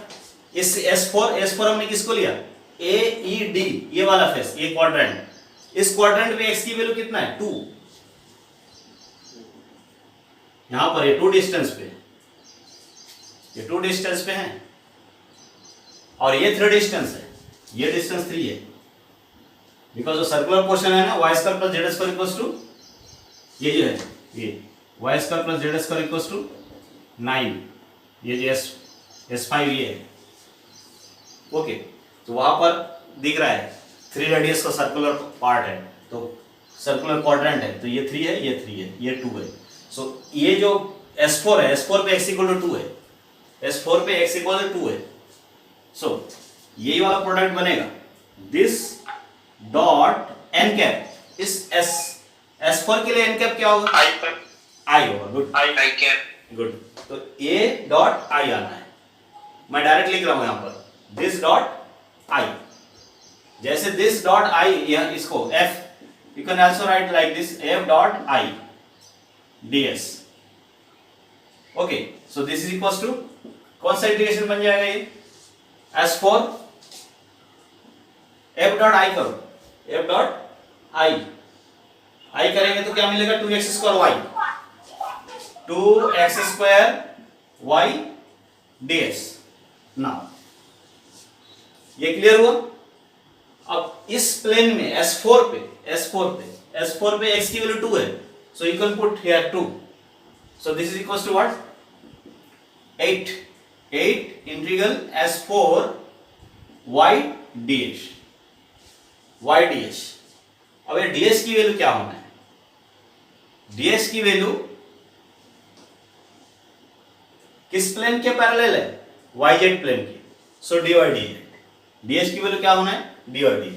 so this is equals to 8 double integral y dy dz। नीचे मॉडुलस बना के सॉल्व करेंगे, जो भी टेक्निक रहता है वही। इसमें क्या करना है, ये बिकॉज ये एक्चुअल जो प्लेन होता है कोऑर्डिनेट प्लेन वो तो है नहीं, सो इसका अगर प्रोजेक्शन yz प्लेन में करेंगे, इसका अगर प्रोजेक्शन yz प्लेन में किया तो भी कौन सा क्वाड्रेंट बनेगा? यही तो बनेगा ये। सो लिमिट क्या होगा इसमें y एंड z का? टेल मी, लिमिट क्या होना है? क्या किया? ये जो प्लेन है इस प्लेन का प्रोजेक्शन वाईजेड प्लेन में किया तो यही वाला क्वाड्रेंट तो बना, ये वाला क्वाड्रेंट, ये 0 से 3 होगा और एक 0 से y की वैल्यू अगर निकालेंगे, ये वाला पार्ट ओनली ये फिल करो, ये वाला पार्ट, केवल ये वाला पार्ट। तो वर्टिकल स्ट्रिप लेते हैं या ऐसा वाला स्ट्रिप लेते हैं, ऐसा वाला स्ट्रिप भी लेते हैं, y के पैरेलल स्ट्रिप लेते हैं, तो क्या होगा, y का लिमिट 0 टू ये curve means what, this circle, यहां से y की value √9 minus z square, 0 to √9 minus z square y का लिमिट, और z का लिमिट 0 टू 3, सो 0 टू 3 ये z का लिमिट हुआ, 0 टू √9 माइनस जेड स्क्वायर ये हुआ किसका लिमिट, y का। अब इस इंटीग्रल को सॉल्व करना है, सो this is the value of integral S4, find करो क्या वैल्यू आना है, इंटीग्रल तो करना है इसको, 0 टू 3 है y स्क्वायर बाई 2, y के रेस्पेक्ट होगा पहले y स्क्वायर बाई 2, 2 इधर आया बाहर, y स्क्वायर इसका square 9 minus z square b z, ये हो गया। और फिर आगे सॉल्व कर लिए 4 इसका 9z minus Z Q by 3, इसमें लिमिट लगा 0 to 3, so tell me answer, जल्दी जल्दी करो क्या होगा आंसर, बस ये फटाफट सॉल्व हो गया ना डबल इंटीग्रेशन, ये तो 4 हो गया, 9z minus z square, Z के रेस्पेक्ट इंटीग्रेट किया, 3 रखना है, 0 वाला खत्म, 27 माइनस 27 बाई 3, ये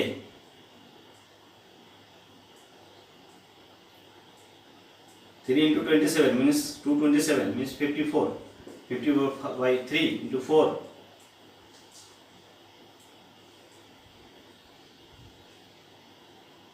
हाँ 72 ना, हेलो क्या आ रहा है आंसर, 72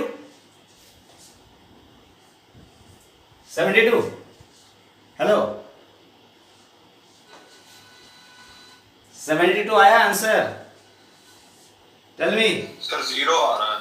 अरे 0 कहां से आएगा, 9z square 9z minus Z Q by 3 रखोगे, 9 into 3 27 minus 27 by 3, 27 minus 27 by 3 means yes sir 9 means what, 18 into 72 आ रहा। 72 आ रहा है ना, okay so 72, so this S4 केवल 72, S1 2 3 तीनों 0, S4 72, और एक वैल्यू निकालना है, अब और कौन सा निकालना है, S5 ये मेन है, बट S5 निकालने के पहले हमको क्या निकालना पड़ेगा, टेल मी एनीवन, मेंस तो बचा है ना, 112 आ रहा है सर, हेलो 112 आ गया sir 172।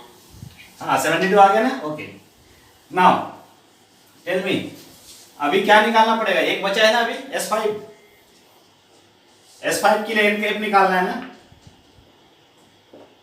N cap equals to del phi upon del phi का mod, where phi equals to y square plus Z square equals to 9, that is phi equals to, you can write y square plus Z square minus 9, यही करते हैं ना, जो भी surface का equation होगा, यहां पर सरफेस का इक्वेशन मींस व्हाट, सरफेस का इक्वेशन मींस ये वाला पार्ट, ये ही है, y square plus Z square equal to 9 है, सो 9 को इधर ले आए इक्वल टू 0, तो लेफ्ट साइड को 5 लेते हैं, और 5 equal to y square plus Z square minus 9, so ये 5 है, इसकी वैल्यू निकालना है, del 5 del of y square plus Z square minus 9 upon इसका मॉडुलस निकालना है, y square plus Z square minus 9, तो यहाँ पहले से निकाल के रख लेना है, यहाँ पर डेल फाई इक्वल्स टू, यहाँ डेल फाई निकालो, डेल फाई क्या होगा,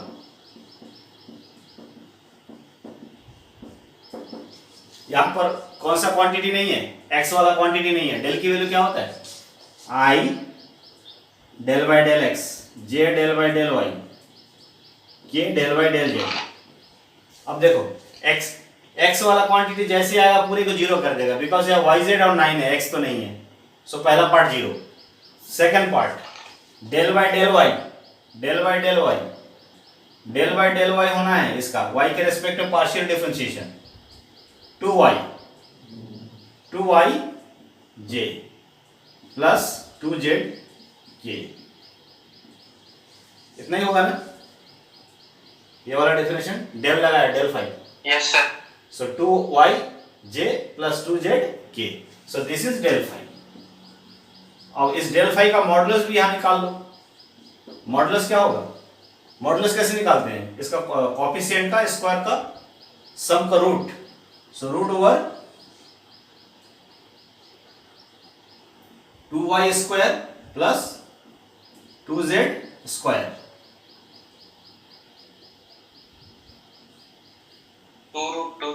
2z square, okay 2z square. अब क्या होगा, 2 स्क्वायर 4, 2 बाहर आ जाएगा, क्लियर, और अंदर क्या बचेगा अभी, 2 root of Y square plus Y square plus Z square है, Y square plus Z square को 9 है, तो यहाँ पर 9 यूज कर लेंगे, 2 रूट 9 इक्वल्स टू हो जाएगा 6, 9 का 3 हो जाएगा ना ये, सो यहाँ डायरेक्ट यूज कर लो वैल्यू, उस तरफ सॉल्व तो कर ही लिए, तो यहाँ पर वैल्यू यूज कर लेते, so this is equals to del phi की वैल्यू क्या है, ये 2y j plus 2z k upon 6, so this is equals to what, 1/3 yj plus z k, ये यूनिट वेक्टर है, n कैप है, n कैप की वैल्यू है, this is n cap. अब ये n कैप आ गया, अब सॉल्व करना है direct.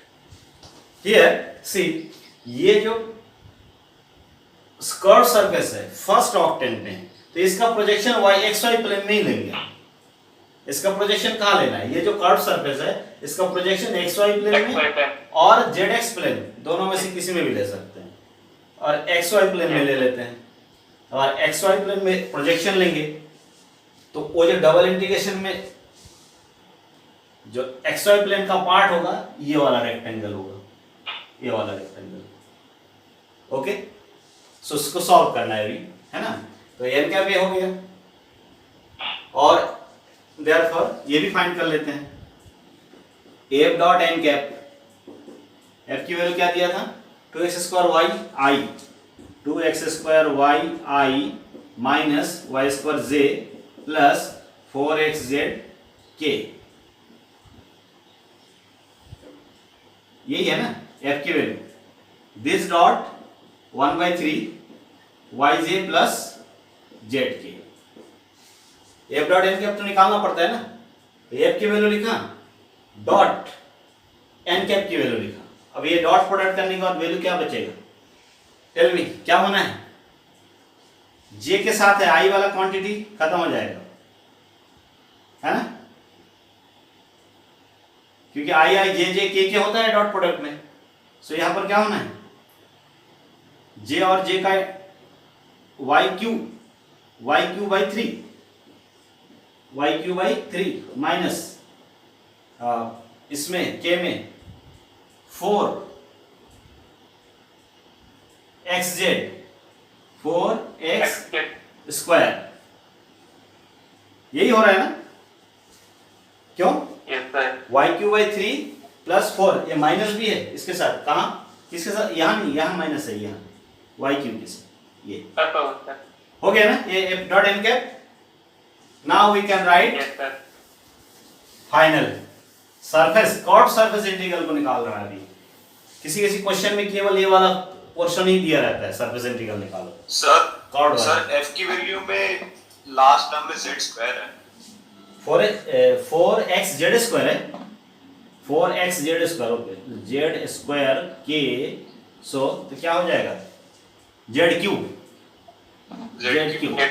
Okay, now finally integral s5 f dot n cap ds, integral s5 f dot n के वैल्यू लिख देते हैं यहाँ पर, minus y cube upon 3 plus 4x z cube, सीधा आ गया ds आ गया।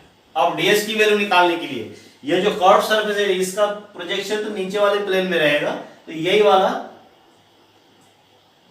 रेक्टेंगल रहेगा। सर 1/3 तो कॉमन आ जाएगा सर। 1/3, हाँ 1/3 सभी, 1/3 सर। अरे 1/3 सभी में है ना। यस सर, कॉमन आ जाएगा सर। दिस इंटू 1/3, 1/3 तो बाहर ही है ना, यस सर। ऐसा this is equal to 1/3 minus y cube plus, yes sir, 4x z cube. अब क्लियर है ना, yes sir. Minus y cube plus 4x z cube, कहीं भी माइनस प्लस में इधर उधर होगा तो चेंज हो जाएगा है ना, बाद में देखना होगा ना। ओके Yes, अब तो सॉल्व करना है, अब फाइनली बस ds की वैल्यू लिखना है अभी। Okay so ds equals to, sir यहाँ भी चेंज हो गया सर, ऊपर में भी चेंज हो जाएगा, 1/3 कॉमन आ जाएगा सर। कहाँ से, सर इंटीग्रल में 1/3 कॉमन लिखोगे यहाँ पर ना, यहाँ ना, यहाँ सर ऊपर ऊपर। हाँ भाई, यस अब ठीक है ना, minus y cube. Yes sir. Yes sir. Now double integration yes sir. S5 दो इंटीग्रेशन लगाया, क्योंकि उसको अभी क्या करने वाले हैं, ये S वाला जो पार्ट है ये S5 है, इसका प्रोजेक्शन लिया नीचे वाले प्लेन में जो AEBO है, ये वाला रेक्टेंगल है। तो इस रेक्टेंगल में जैसे आएगा तो XY प्लेन में प्रोजेक्शन लिया तो क्या आएगा dx dy, और ये XY प्लेन में ही है तो यहाँ पर अगर XY प्लेन में होगा तो यहाँ पर क्या लिखना पड़ेगा, यहाँ पर ds equal to dxy upon n cap dot k ना, सो n कैप डॉट k भी लिखना पड़ेगा ना, तो n कैप क्या था 1/3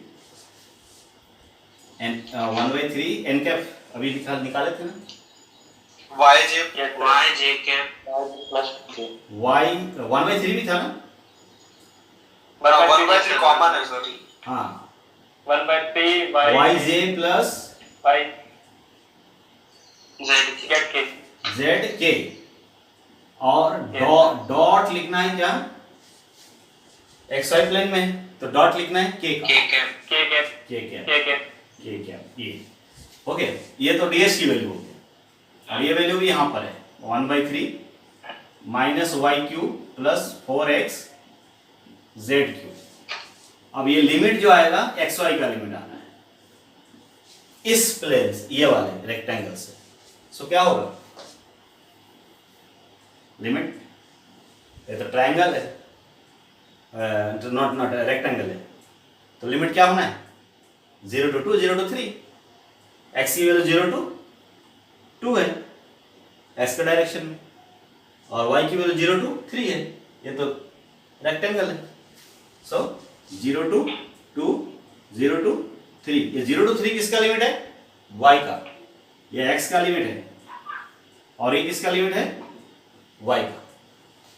ओके और इसको आगे और सॉल्व करें क्या हो जाएगा बताओ, इस जगह पे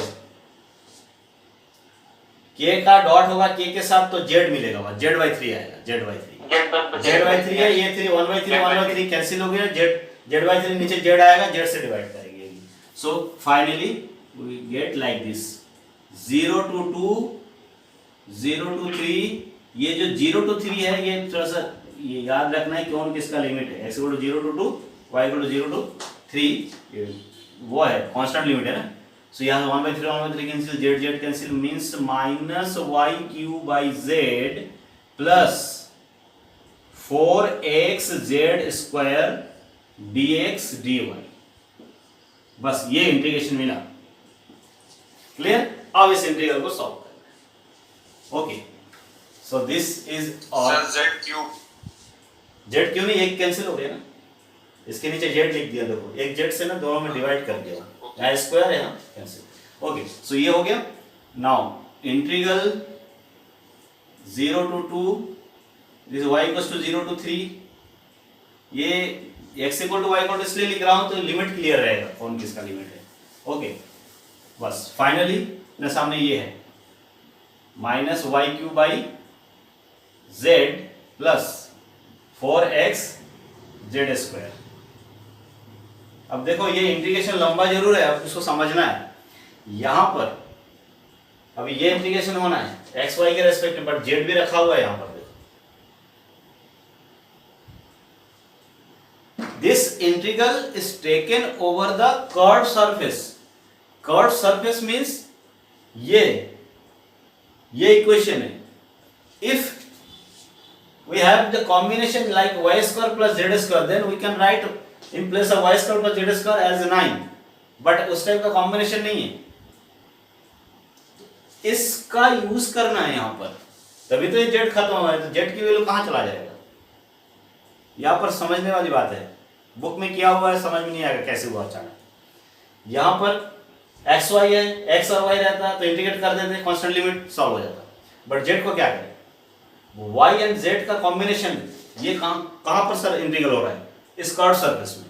तो ये अगर कर्व सरफेस का इक्वेशन ही है, इसका पैरामेट्रिक इक्वेशन यूज करके इंटीग्रेशन को सॉल्व कर दे रहे हैं यहां पर।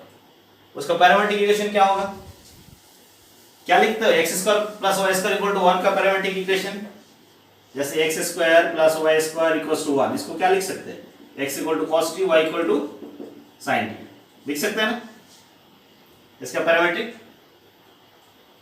Hello, yes sir. अगर यहाँ अगर 9 होता तो क्या लिखते हैं, x equal to 3t, y equal to 3t, तब भी स्क्वायर एडिंग करोगे तो भी यही आएगा, इससे ही मिल जाएगा।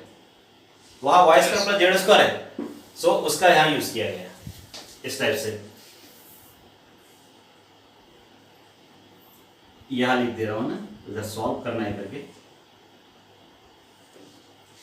On y square plus z square equal to 9, या तो ये लिख सकते हो सीधा,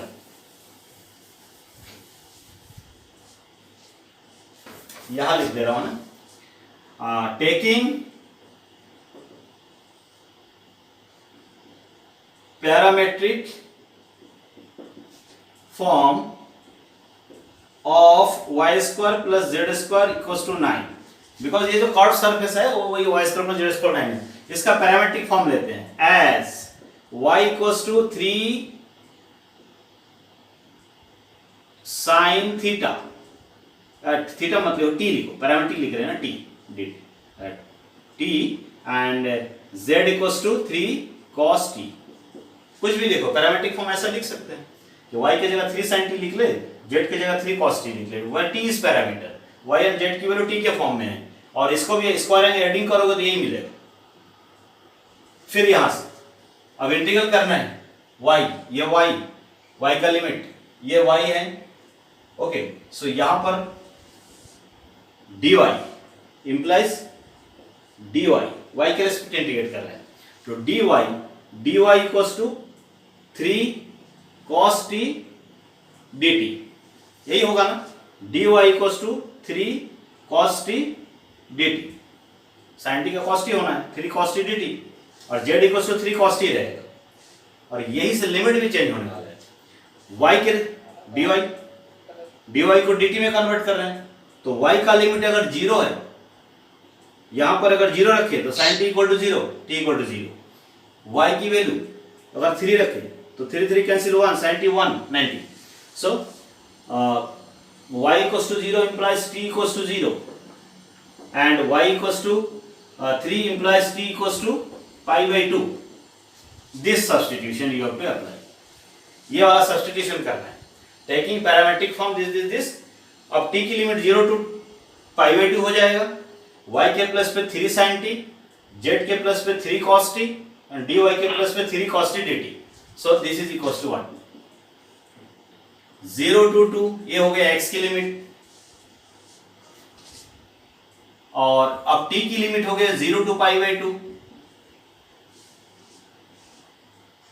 एंड y माइनस y की वैल्यू क्या है, 3 sin t, y cube, 3 sin t का cube 27 sin q t minus 27 sin cube t upon z equals to 3 cos t minus 4x का x ही रहेगा, और z square 9 cos square t 9 cos square t, 9 cos square t negative sine क्यों डाले?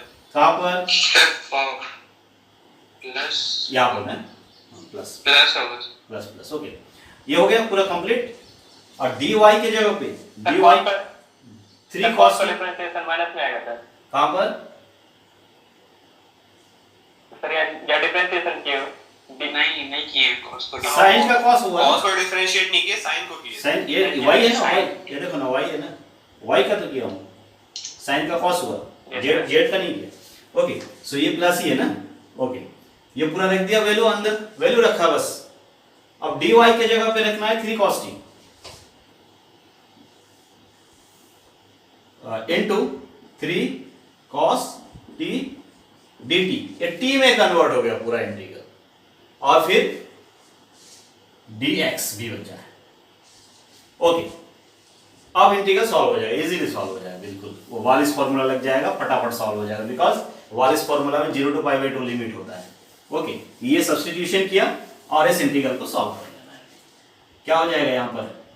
0 to 2 तो x के लिए हो गया। यहाँ पर देखो ये 3, यहाँ पर ये 9 आ जाएगा, है ना, 9, ये 3 से ये हो जाएगा 9, यहाँ से और यहाँ से 9 आउटसाइड कर दो, और ये 3 है, 27 बाहर आएगा ना, 27।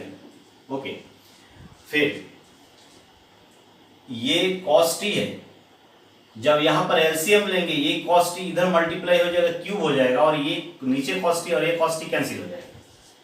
सो यहाँ पर क्या बचा? Minus sine Q T, minus sine Q T 0 to π/2 minus sine Q T plus 4x cos Q dt dx। Okay, clear है ना? ये clear.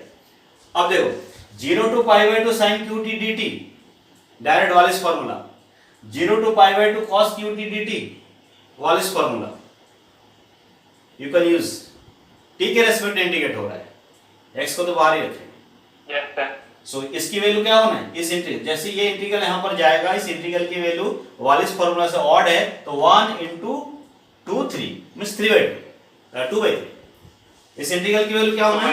2/3। So this equals to 27 0 to 2, ये हो गया minus 2/3 plus 4x into 2/3 dx। बस ये बचा, इसको सॉल्व करना है। टेल मी आंसर तो बताओ, यही तो है, इंटीग्रेशन हो जाएगा सॉल्व। ओके, अब ये साइन क्यू का 0 to π/2 साइन क्यू का हो गया 2/3, इसका 2/3 माइनस 2/3 हो गया 4x cos क्यू का भी 2/3 आएगा वालिस फॉर्मूला से। ये t के रेस्पेक्ट इंटीग्रेशन खत्म, dx लिखा होगा ना। फाइनल करो आंसर।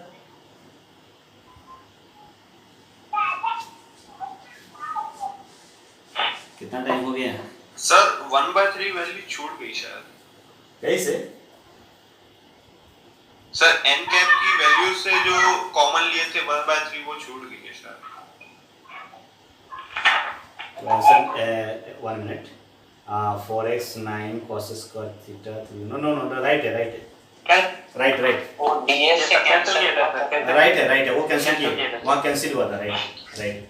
हाँ, इंटीग्रेशन सॉल्व करो। अब क्या करना है? अब तो ये x बचा है, ये 8/3 होगा, माइनस यहाँ पर x आएगा, x²/2 आएगा, 0 to 2 लिमिट, 2 वाला वैल्यू सब्स्टिट्यूट करो, वैल्यू आ जाएगा। एक जन कोई भी आंसर बता दो, हो जाएगा फट से ना, सिंपल तो है। अब क्या करना है? 1/3 है, 72 सर, 72 आएगा सर। नहीं, आई थिंक देखो क्या आएगा, 3 बाहर आएगा ना, 3 बाहर आएगा तो 9 हो जाएगा, और इंटीग्रेशन हो जाएगा ये minus 2x plus 8x²/2 4x² limit 0 to 2 minus 2 into 2 4 plus 4 16 into 9 16 12 into 9 108 देखो 108 108 मैंने कर दिया। ऐसे ही करना है, इसको डिटेल में करना नहीं है, रफ में करो, सीधा वैल्यू लिखो जैसे मैंने किया अभी फट से वो लिख दो वैसे जस्ट। ओके सो 108 आया फाइनली ना, आंसर आ गया। अब इतने समय बाद ये आंसर आया बिकॉज बहुत सारा सरफेस था ना इसीलिए तो हुआ है। अब इंटीग्रेशन भी सीखने को मिला है कैसे इंटीग्रेट होता है। ओके इंटीग्रेशन बहुत जरूरी है। Okay so finally from equation 1, वो जो इक्वेशन 1 में क्या लिखा था, एफ डॉट एन कैफ ds इक्वल्स टू, वो पूरा प्लस प्लस करके लिखा हुआ था ना। सो हमको क्या करना था, पहला तीनों जीरो आया था, 472 और ये 1 तो 180। This is our answer, surface integral scalar quantity है। ओके जब ये स्केलर क्वांटिटी ये डॉट प्रोडक्ट वाला ही यूज होता है ऑलवेज। सो क्लियर हुआ? Hello yes sir. अभी यस सर। अभी और आगे कंटिन्यू करें कि नेक्स्ट टाइम बताएंगे, है ना?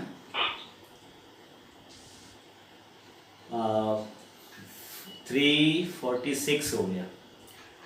ओके सो एक एक क्वेश्चन में क्या ना टाइम लगता है इसमें, है ना? सो एक क्लास और लूंगा जिसमें वॉल्यूम इंटीग्रल आएगा। क्लियर? अरे स्टोक्स थ्योरम तो आज बताया नहीं है ना? Hello yes sir. Stokes theorem ये बोल रहा हूँ, अभी कंटिन्यू करूँ कि अभी बंद करता हूँ, है ना क्लास? हेलो सर टाइम ज्यादा हो गया सर। ज्यादा हो गया ना, वही बात है क्योंकि ये लॉन्ग क्वेश्चन रहता है। सरफेस इंटीग्रल बहुत लेंथी रहता है, surface integral volume integral. So next time I will discuss about Stokes theorem and solve करेंगे एक दो क्वेश्चन। ओके सो एक या दो यस सर। लेक्चर लगेगा फिर ये फर्स्ट यूनिट कंप्लीट होगा बिकॉज फर्स्ट यूनिट जो है ना 2 यूनिट के बराबर है, इसी में टाइम लग रहा है। सेकेंड यूनिट और थर्ड यूनिट तो बहुत जल्दी खत्म होगा। Okay so yes sir. अभी क्लोज कर रहा हूँ मीटिंग, है ना? Okay thank you sir. Thank you sir. Okay thank you sir. Okay.